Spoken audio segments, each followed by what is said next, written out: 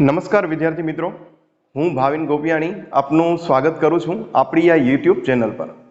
મિત્રો, આજનો ટોપિક છે ગરીબીનો અર્થ અને તેના નિર્દેશકો। તો આ બંને જે ટોપિકો છે એ BA સેમ 1 અને BCom સેમ 5માં બંનેમાં કોમન ટોપિક આવે છે, તેથી આપણે સાથે જે છે એ મુદ્દો જોવાનો પ્રયત્ન કરીએ। તો સૌપ્રથમ આપણે ગરીબીનો અર્થ જોવા પહેલા, એના નિર્દેશકો જોવા પહેલા આપણે એની પ્રસ્તાવના ઉપર થોડીક નજર કરીએ। તો અહીંયા સૌથી પહેલા પ્રસ્તાવનામાં જઈએ તો પહેલું જ વાક્ય છે કે વિશ્વના વિકસતા અને અલ્પ વિકસિત દેશોમાં ગરીબીનું પ્રમાણ જોવા મળે છે, જેમાં ભારત છે એ વિકસતા દેશોમાં આવે છે। ઓમ ખરેખર જોઈએ ને તો વિશ્વના દેશોમાં જ્યારે ગરીબીને માપવા જઈએ ત્યારે જુદા જુદા ચાર આપણે એના પ્રકાર પાડેલા છે, જેમાં ત્રીજા વિશ્વના દેશો અને ચોથા વિશ્વના દેશો। આ ત્રીજા જે વિશ્વના દેશો છે એમાં આપણે વિકસતા દેશોને લઈ શકીએ અને ચોથા જે દેશો છે તેમાં આપણે અલ્પ વિકસિત દેશોને લઈ શકીએ છીએ।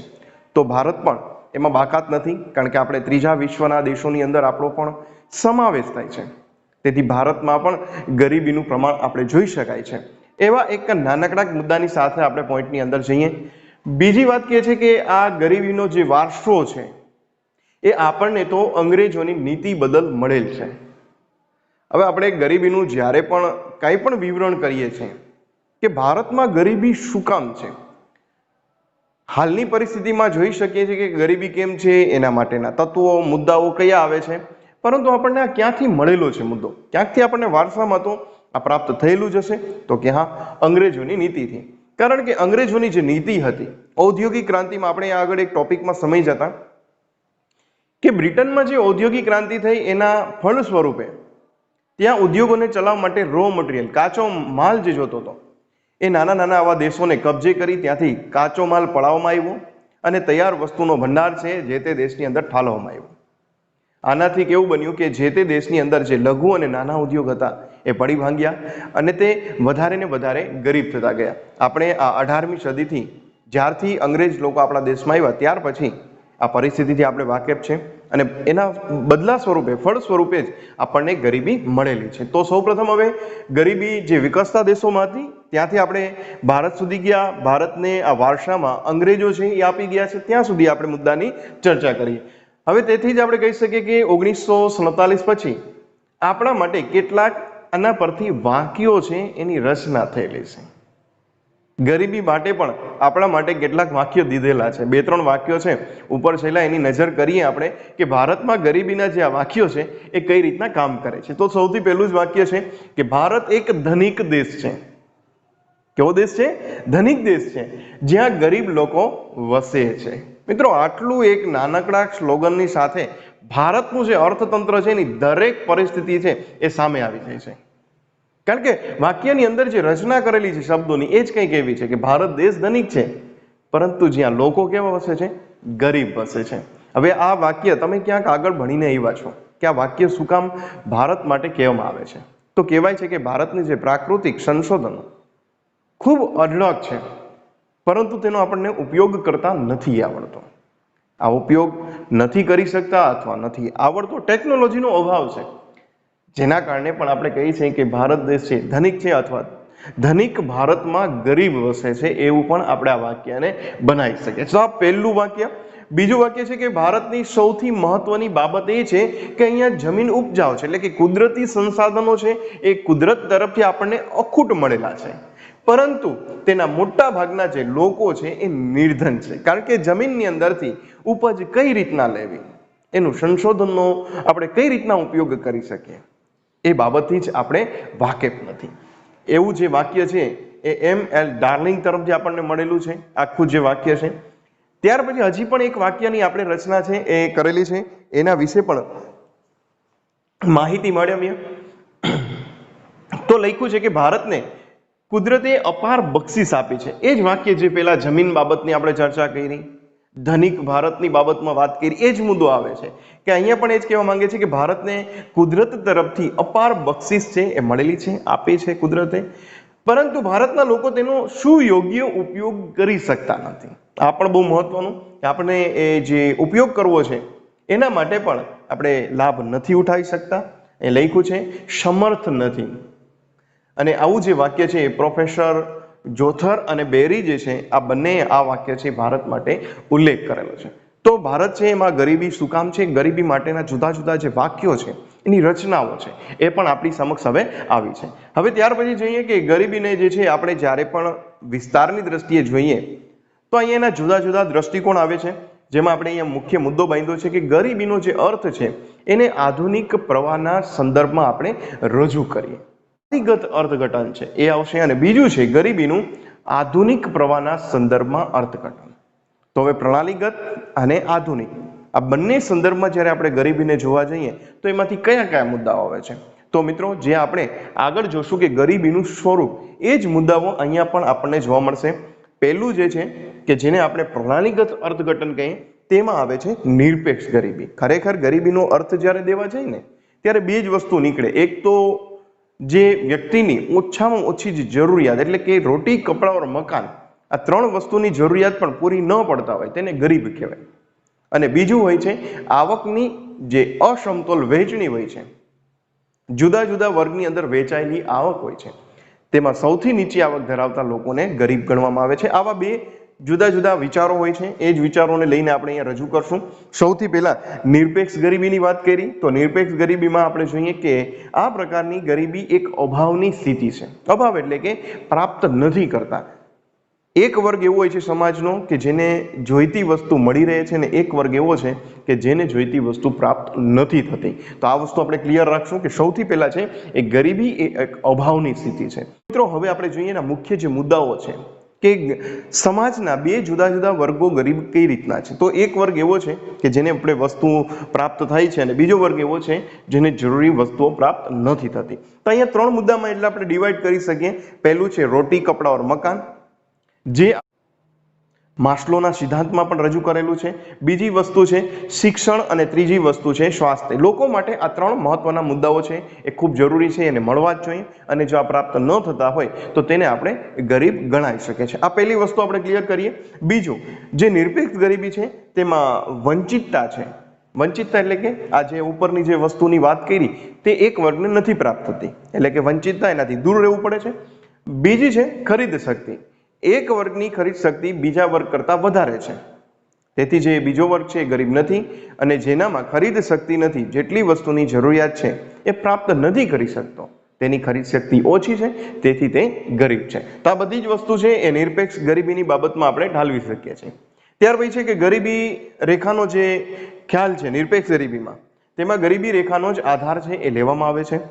અને મોટા ભાગે જે વિકસતા દેશો હશે એ દેશોની અંદર નિરપેક્ષ ગરીબીના ખ્યાલનો અભ્યાસ કરવામાં આવે છે. તો આ નાની નાની જે બાબતો હતી, જે પ્રણાલીગત અર્થઘટન કરીએ ગરીબીનું, તેમાં આ જે મુદ્દાઓ છે આપણી પાસે આવે છે. હવે જે બીજા મુદ્દાની જે વાત કરશું આપણે અહીંયા, ગરીબીનું જે આધુનિક પ્રવાહની અંદર અર્થઘટન કરવાનો પ્રયત્ન કરીએ. તો તેમાં સૌપ્રથમ આપ્યું છે સાપેક્ષ ગરીબી. તો આધુનિક અર્થઘટન જ કેની સાથે સંકળાયેલું છે? તો કે સાપેક્ષ ગરીબી સાથે. અહીંયા શું લેવામાં આવે છે કે તો કે ગરીબોની જે આવક હોય છે તેની ભિન્નતા દર્શાવે છે. જુદી જુદી આવકો છે એ દર્શાવવામાં આવે છે, અને ત્યાંથી નક્કી કરવામાં આવે છે કયો વર્ગ કેટલો ગરીબ છે. બીજી વસ્તુ કે સાપેક્ષ ગરીબીમાં જુદી જુદી શ્રેણીઓ હોય છે. એ શ્રેણીઓ છે અહીંયા આપણે ત્રણ પ્રકારની લખશું. પહેલી છે સામાન્ય ગરીબ, બીજી છે મધ્યમ ગરીબ, અને ત્રીજું છે અત્યંત ગરીબ. બધી જ શ્રેણીઓ આવે છે કે માં ગરીબમાં જ આવે છે.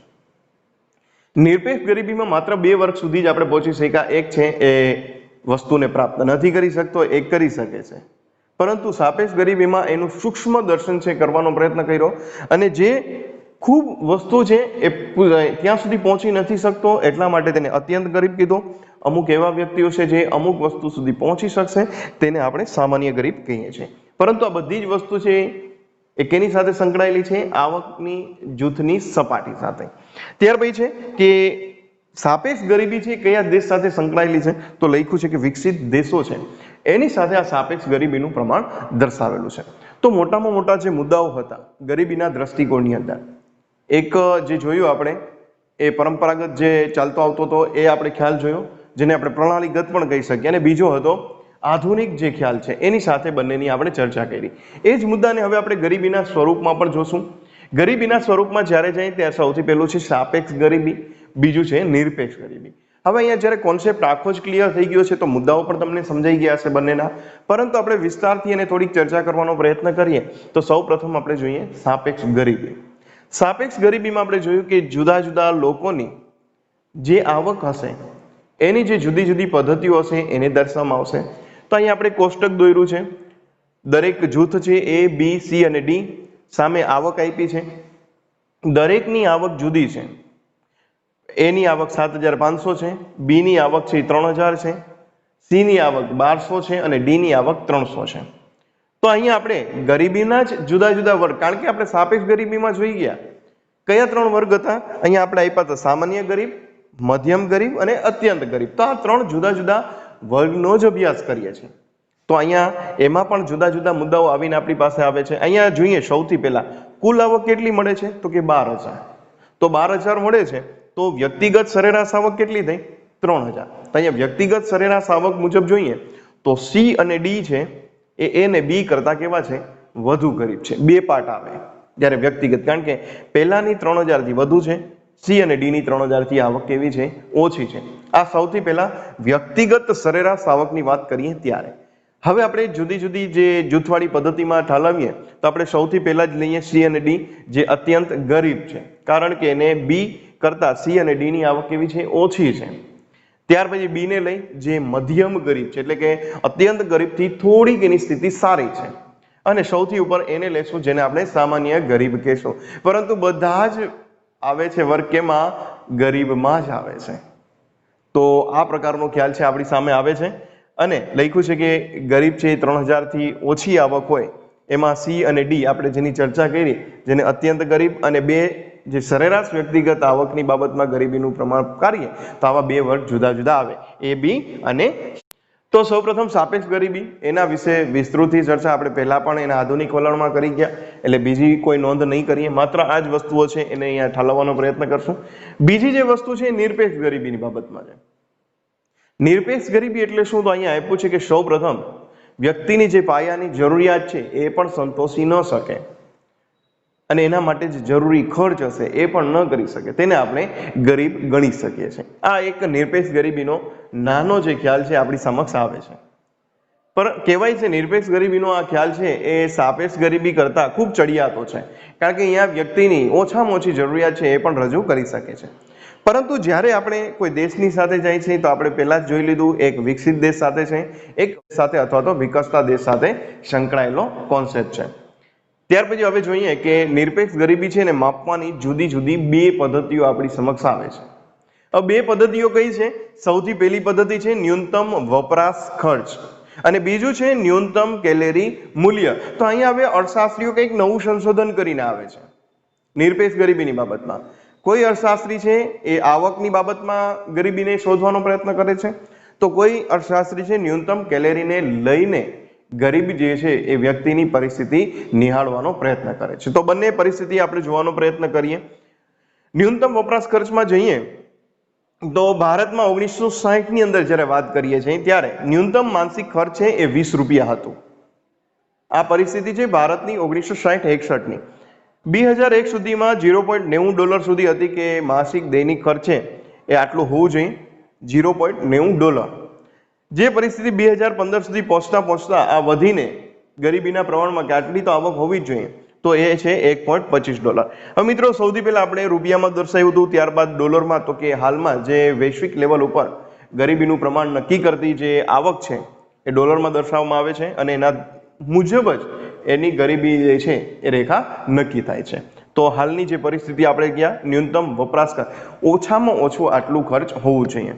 જેમ કે અત્યારના પણ આપણે ગ્રામ્ય અને શહેરીમાં પણ એને ડિવાઈડ કરેલું છે કે ગ્રામ્યમાં છે એ 916 છે અને શહેરમાં 1000 જેટલું આપણે જે છે એ ગરીબી રેખાનું ખર્ચ નક્કી કરેલું છે.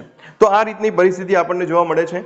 ન્યૂનતમ કેલેરી મૂલ્ય, ન્યૂનતમ કેલેરી મૂલ્ય એટલે શું, તો કે આટલું દૈનિક કેલેરી મૂલ્ય મળવું જ જોઈએ.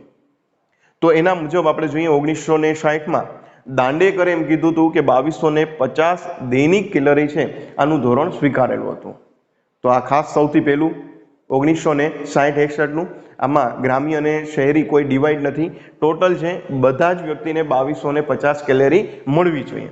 પરંતુ પ્રોફેસર ડી.ટી. લાકડાવાળા અનુસાર એ બાદ એનું પુનઃગઠન થયું અને ફરી પાછું કેલેરીનું મૂલ્ય શોધવા માટે અને ગ્રામ્ય અને શહેરને ડિવાઈડ કર્યા ત્યારે જોઈએ છે કે ગ્રામ્ય વિસ્તારમાં 2400 કેલેરી અને શહેરી વિસ્તારમાં 2100 કેલેરી છે એ મળવી જ જોઈએ દૈનિક. આ જો ન મળે તો તેને પણ આપણે ગરીબ ગણવામાં આવે છે. હમણાં જ 2 દિવસ પહેલા જ એક હંગર ડેટા છે વર્લ્ડનો આવ્યો, તેમાં ભારત છે હંગર એટલે કે ભૂખ સંતોષ માટે જે આપણે અહીંયા કેલેરીની વાત કરીએ છીએ, તેમાં ભારત છે એ 94માં નંબર ઉપર છે, 94. તો વિશ્વના આ દેશોમાં ભારતની પરિસ્થિતિ હંગર એટલે કે ભૂખ્યા લોકોમાં છે. આપણા દેશમાં પણ જુદી જુદી સંસ્થાઓ લોકોને 2 ટકનું ભોજન મળી રહે એના માટેની ઘણી બધી પ્રવૃત્તિઓ કરે છે. પરંતુ કહેવાનો મતલબ એમ કે ભારત આજે આટલી ઊંચા શિખર ઉપર જઈ રહ્યો છે ત્યારે પણ દેશની આવી એક મજબૂરી છે, એક કમજોર પરિસ્થિતિ છે જે આપણે કેલેરીના મૂલ્યથી પણ ગરીબીમાં દર્શાવી શકીએ છીએ. તો મિત્રો આજના દિવસે આપણે ગરીબીનો અર્થથી શરૂઆત કર્યું, તેના જુદા જુદા દ્રષ્ટિકોણ જોયા અને એના નિર્દેશકો જોવાનો પ્રયત્ન કર્યો. હવે જ્યારે પણ મળશું ત્યારે આગળના ટોપિકમાં ગરીબીના કારણો વિશેની ચર્ચા કરશું. તો બસ આજે આટલું જ. એ નવા જ ટોપિક સાથે આપણે ફરી મળશું. ત્યાં સુધી જય હિન્દ, જય ભારત.